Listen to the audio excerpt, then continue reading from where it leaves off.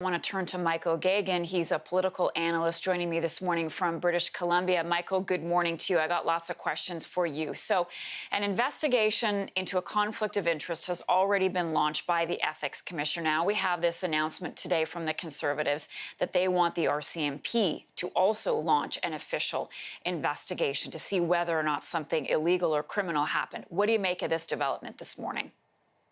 Well, first of all, the Prime Minister, this is the third time he's gotten in trouble with the Ethics Commissioner. So not exactly a good track record there. Do we call it a pattern?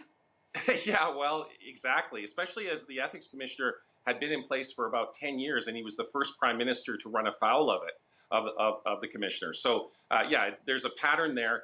You have a number of contracts that were sole source awarded to this charity organization. And then when you have revelations that, his mother received speaking fees of about $250,000. His brother received, tens of thousands of dollars. His wife has also been a beneficiary.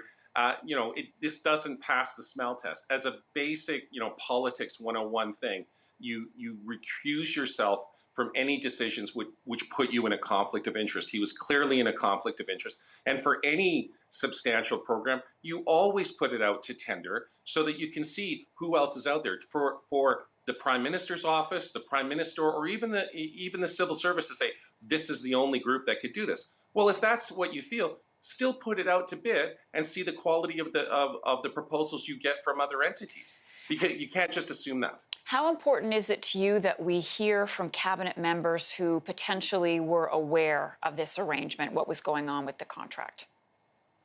I think it's quite important that we hear, because I think that's going to put it in context. Like, for example, was it a thing where the civil service itself was recommending this charity organization, but also what was the pattern of decision making? Was the cabinet minister responsible making any of these decisions, or was this all going straight to the Prime Minister? These are the kind of details I think Canadians have a right to know, and certainly opposition politicians are going to demand. Okay, so as you point out, it looks bad on the Prime Minister, and this is the third time that he has been the subject of this sort of investigation with the Ethics Commissioner. Do you think that there's something illegal there? Well, I don't think that's for me to determine, but there's certainly something that doesn't pass the smell test. And it's certainly, for decades now, politicians have known, from the municipal level, the provincial level, and the federal level, if there's any potential for a conflict of interest, you recuse yourself. And that's something every politician that wants to keep their job understands. So for the Prime Minister to just blithely award this magnitude of contract, and then we find out there's been previous contracts where they were directly awarded, you're wondering who's advising the Prime Minister, who's actually saying, no, Justin, you can't do that. That's a terrible idea. I mean, you sometimes need to be protected from your own hubris as a politician. And so who's doing that? Last question for you this morning, Michael. The leader of the Bloc has said that the Prime Minister has stepped aside. The Conservatives have not made that call. Do you think that they should?